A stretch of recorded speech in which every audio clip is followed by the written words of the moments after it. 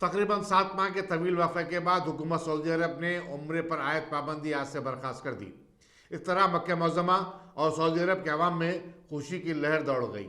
हरम शरीफ और उसके अतराफ अकनाफ में अगर आपने हमारे चैनल को सब्सक्राइब नहीं किया है तो आपको यहाँ सब्सक्राइब बटन दिख रहा है, उसे क्लिक करिए और सब्सक्राइब कीजिए और साथ ही साथ बेल आइकॉन को भी क्लिक करिएगा जिससे कि आपको ताज़ा अपडेट मिलते रहे। तकरीबन 7 माह के तवील वक़्फ़े के बाद हुकूमत सऊदी अरब ने उम्रे पर आयत पाबंदी आज से बर्खास्त कर दी। इस तरह मक्का मुअज़्ज़मा और सऊदी अरब के अवाम में खुशी की लहर दौड़ गई। हरम शरीफ और उसके अतराफ अकनाफ में कोविड-19 की वजह से जो सरगर्मियां ठप होकर रह गई थी, दोबारा बहाल हो गई हैं। आज सुबह 6 बजे हरम शरीफ के दरवाजे खोल दिए गए, जिसके साथ ही सैकड़ों रजिस्टर्ड आज़मीन ग्रुपों की शक्ल में हरम में दाखिल हुए और उम्रा अदा किया। आज़मीन को काबे को छूने की इजाज़त नहीं थी। गुज़िश्ता साल 19 मिलियन से ज़ायद मुसलमानों ने उम्रा अदा किया था और कोरोना की विबा के आम हो जाने के बाद 1300 से ज़ायद होटलें खाली हो गई थी, जिसकी वजह से इस इंडस्ट्री को 40% की आमदनी से महरूम होना पड़ा था। सरकारी ज़राए के मुताबिक अब रोज़ाना 6000 अफराद को उम्रे की इजाज़त दी जाएगी। उन्हें तिबी मायने के बाद हरम में दाखिला दिया जाएगा। 10,000 से ज़ायद सफाई कर्मचारी दिन भर में 10 मरतबा हरम शरीफ और मताफ में साफ सफाई का काम अंजाम देंगे। معكم محمد يحيى، أنا سوري الجنسية مقيم في مكة. الحمد لله اليوم أول يوم فتحوا العمرة وأول فوج هو حين الساعة 12. طبعا التنظيم بالنسبة للتطبيق كان جدا سهل، ومباشرة أنا لما نزل التطبيق أخذت حجزت أول يوم وأول فوج، يعني الحمد لله. طبعا بالنسبة للتنظيم ما شاء الله كل شيء على ما يرام. يعني أنا شهادتي مجروحة بأهل المملكة وأهل مكة، لأنه أنا من سكان مكة أصلا. والحمد لله الحين داخلين نحن على العمرة بعد انقطاع 7 شهور، وأمورنا يعني إن شاء الله ميسرة. شعور لا يوصف أني أجي للحرم بعد انقطاع 7 شهور وأول ليلة وأول يوم. هذا شعور بحكيه لعيالي وإن شاء الله إذا بديت على عيالي. كيف التنظيم؟ ممتاز ما شاء الله تبارك الله، الله يعطيهم العافية ويبارك فيهم ويجزاهم عنا خير ويجزا حكومتنا عنا خير، الله يجزاكم خيर। ग्रेजुएट हल्के और बल्दी चुनाव के पेश नज़र शहर में टीआरएस की सरगर्मियां शुरू हो गई हैं। टीआरएस के रुकन खानसाज कौंसिल एमएस प्रभाकर ने कारवान में पार्टी को मजबूत बनाने की जरूरत पर जोर दिया।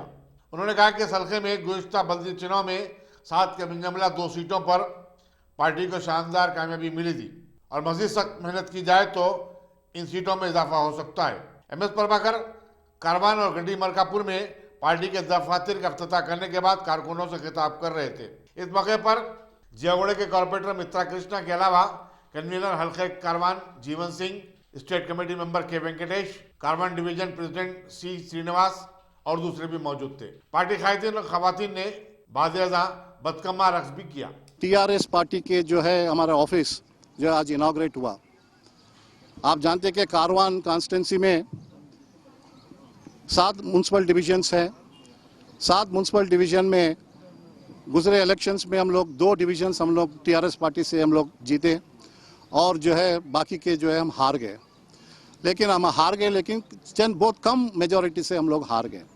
ये साफ जाहिर होता है कि पब्लिक में जो है टीआरएस पार्टी के लिए प्यार और मोहब्बत उसी तरीके से बरकरार है जैसे इस गुजरे अपना स्टेट फॉर्म होने के बाद। तो आप देखें कि हैदराबाद में खासकर जो गंगा जमुना के तहजीब जो है, आज देखें कि 6 साल में एक छोटा हादसा भी नहीं हुआ, चाहे हिंदू मुसलमान का झगड़ा नहीं हुआ, चाहे और कोई झगड़ा नहीं हुआ। काफ़ी जो है लॉ एंड ऑर्डर परफेक्ट तरीके से आज हम आगे जाते जा रहे हैं। इसलिए कि हमारे लोग, नहीं तो एक ज़माने में ऐसा था कि अगर हमारे ख़वातीन घर से अगर निकला और अगर हमारे बच्चे घर से निकले, ना जाने कब वो वापस में आते और हिफाजत से आते नहीं मालूम होता था। लेकिन आज हमारे ख़वातीन हो, बच्चे हो, रात के जो है 12 बजे 1 बजे भी जो है हिफाजत से जो आते जा रहे हैं। इसका वजह यही है कि एक बेहतरीन एडमिनिस्ट्रेशन, चीफ मिनिस्टर साहब एक बेहतरीन एडमिनिस्ट्रेशन जो है आज आवाम को देते जा रहे हैं, इसलिए आवाम भी खुश है। आप देखें कि कितने भी इलेक्शंस हुए, ये 4-5 साल में जितने भी इलेक्शंस हुए, चाहे वो सरपंच का हो, जेडपीटी का हो, म्यूनसिपलिटी का हो, कोई इलेक्शन भी हो, बिल्कुल जो है अवाम जो है टीआरएस पार्टी को दुआ देते जा रही और ज़्यादा तादाद में जो है जिताते जा रहे। इसका यही वजह है कि टीआरएस पार्टी का एक अच्छी एडमिनिस्ट्रेशन है और जितने भी हम लोग प्रोग्राम्स लेके जा रहे हैं वो आम आदमी को पहुंच रहा, वो गरीब आदमी को पहुंच रहा। आज गरीब आदमी इतना खुश है कि उसके दुआएं जो है हमारे साथ है। तो हम उम्मीद करते हैं कि आते से इलेक्शंस में, चाहे वो कारवान हो, नामपल्ली हो, हैदराबाद के जितने भी हो, 150 म्यूनसिपल डिविजन्स में मैं समझता हूं हम लोग सर्वे कराए, उसमें 105 तक डिविजन्स जो है टीआरएस पार्टी जो है जीतना बोल के जो है सर्वे में आया। तो इसमें आप ताजुब होते कि कारवान कॉन्स्टिट्यूंसी से 3-4 डिवीजन भी जो है टीआरएस पार्टी जीतने बोल के आए। उसी तरीके से नामपल्ली में जो है आते जा रहे हैं। तो पब्लिक चाह रही है, आवाम चाह रही है कि टीआरएस पार्टी को जिताना। टीआरएस पार्टी अगर हुकूमत में आई तो हमारी ज़िंदगी में तब्दीली आती, हमारे बच्चों की ज़िंदगी बन जाती और हमारे माहौल अच्छा रहता, ताकि कोई लड़ाई झगड़ा नहीं होता, ताकि हमारे एक अच्छा जो है ज़िंदगी। मरकजी ममलिकती वज़ीर दाखिला जी किशन रेड्डी ने डीसीपी ईस्ट जोन के दफ्तर में सीसीटीवी मॉनिटरिंग रूम का इफ्तिताह किया, जहां से अंबरपेट असम्बली हल्के में नस्ब 280 सीसीटीवी कैमरों पर नजर रखी जाएगी। इस प्रोजेक्ट पर 2 करोड़ 45 लाख रुपए का खर्च आया है, जो कि किशन रेड्डी ने अपने एमएलए फंड से जारी करवाया था। उन्होंने शहर में सीसीटीवी कैमरों को वक्त की जरूरत बताया और कहा कि इससे जराइम पर काबू पाने में काफ़ी मदद मिल रही है। उन्होंने कहा कि जराइम से पाक शहर हो तो कौमी और बैनुल-अक़वामी कंपनियां हैदराबाद की तरफ राग़िब हो सकती हैं, उन्हें एक किस्म का इत्मीनान भी मिलेगा। कमिश्नर पुलिस संजय कुमार ने बताया कि अमन की बरकरारी सिटी पुलिस की तरजीहात में शामिल है। Deputy commissioner police east zone M Ramesh ने खैर मकदम किया और मरकजी वजीर को पुलिस की कारकर्दगी से वाकिफ करवाया। దేశంలో మన హైదరాబాద్ నగరంతో సహా జనాభా విస్తరణ, జనాభా పెరుగుదల అత్యంత వేగవంతంగా జరుగుతూ ఉంది. పట్టణీకరణ అంటే గ్రామాల నుంచి పెద్ద ఎత్తున ప్రజలు పట్టణాలకు వలస వస్తూ ఉన్నారు. అనేక కారణాల కారణంగా ఉపాధి అవకాశాలు కానీ లేక ఇతర అనేక కారణాల కారణంగా పట్టణీకరణ పెరుగుతుండడంతో పట్టణాలలో తీవ్రమైనటువంటి ఒత్తిడి అనేక రకాల ఉద్యోగాలకు సంబంధించి కావచ్చు, లేక ఇతర ట్రాఫిక్ సంబంధించి కావచ్చు, మౌలిక వసతుల విషయంలో కావచ్చు, చాలా ఒత్తిడి పట్టణాలలో దేశంలో పెరుగుతూ ఉంది. దీని కారణంగా ప్రజలు పెరుగుతూ ఉన్నారు. అందులో అనేక రకరకాల మనస్తత్వాలు ఉంటాయి, అనేక రకాల మానసికమైనటువంటి ఒత్తిడులు ఉంటాయి. ఈ నేపథ్యంలో నేరాలు కూడా అదే స్థాయిలో పెరుగుతున్నటువంటి విషయాన్ని కూడా మనం గుర్తుపెట్టుకోవాలి. मजलिस के रुकन असम्बली अहमद पाशा खादरी ने आज रैन बाजार डिवीजन के मुख्तलिफ इलाकों का दौरा किया और अवामी मसाइल से वाकिफियत हासिल की।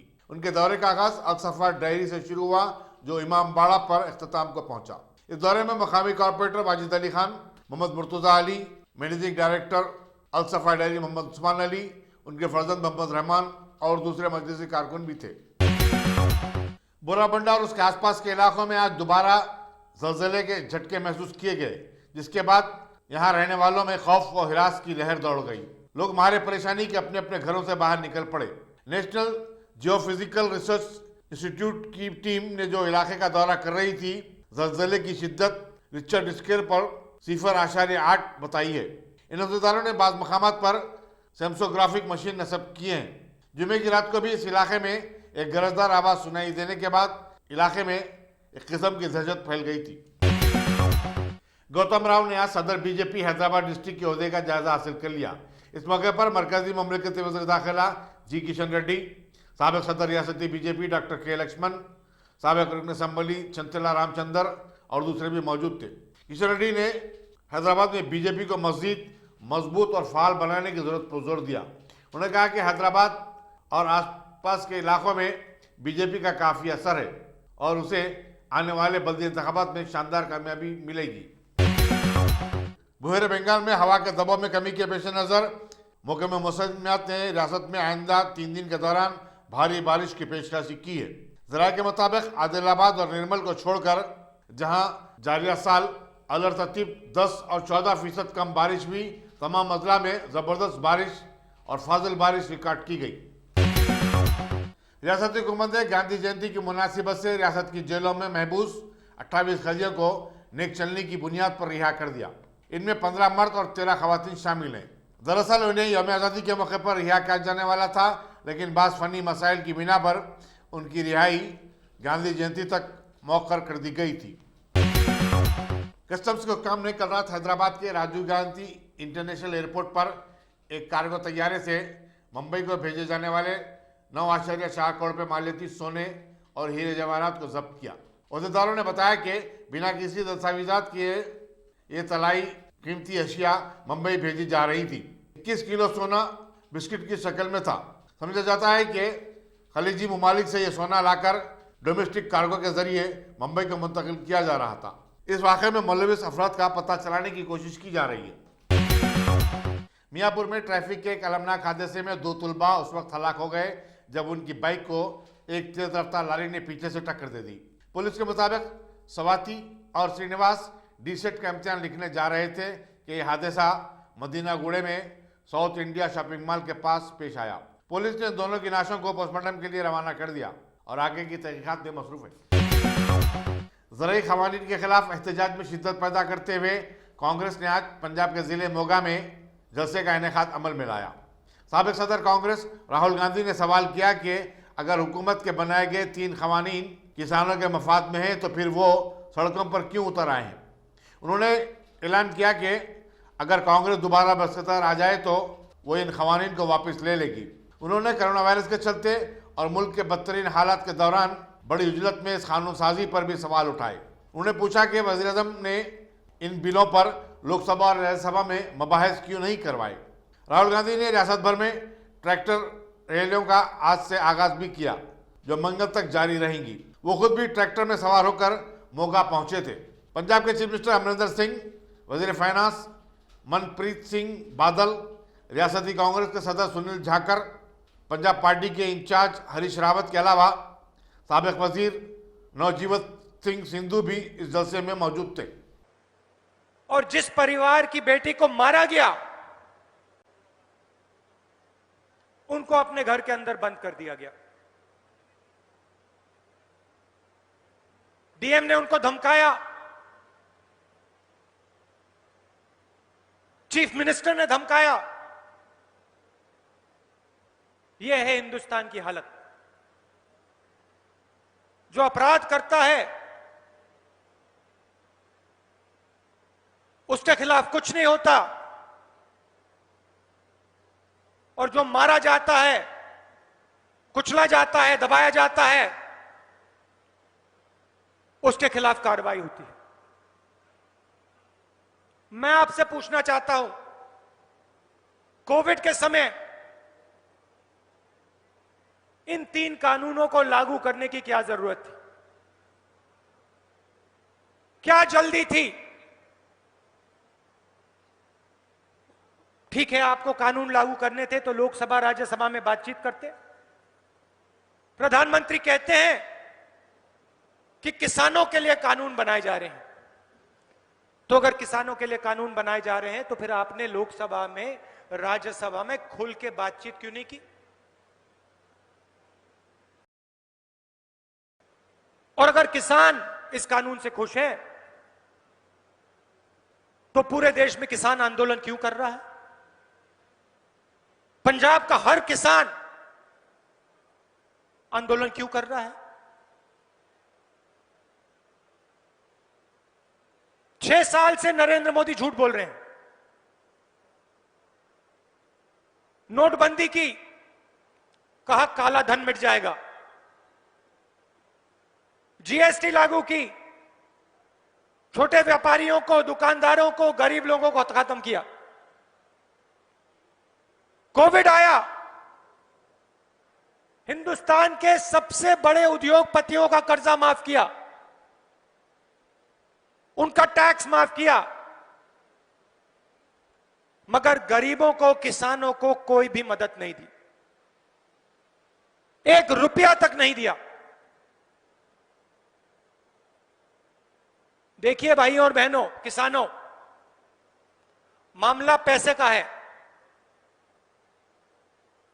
मामला पैसे का है और आपकी जमीन का है। और मैं इसको 7-8 साल से देख रहा हूं। Top selection computers. अगर आप टेक्नोलॉजी के दौर में रहते हुए टेक्नोलॉजी से दूर हैं तो सोचिए मत, आइए एक बार खिदमत का मौका दीजिए। हमारे यहाँ branded computers Dell, HP, Lenovo, laptop accessories उम्दा क्वालिटी निहायती वाजबी दाम पर दस्तयाब है। स्कूल, कॉलेज, कॉर्पोरेट, ऑफिस वगैरह में बल्क क्वांटिटी में सप्लाई की जाती है। इसके साथ साथ हमारे यहाँ माहिर टेक्नीशियंस की निगरानी में रिपेयर की सहूलत भी मौजूद है। अगर आप अपने घर, दुकान, सोसाइटी, स्कूल वगैरह को सेफ और क्राइम फ्री बनाना चाहते हो तो इंस्टॉल कीजिए CCTV कैमरा जो HD क्लियरिटी के साथ दस्तयाब है।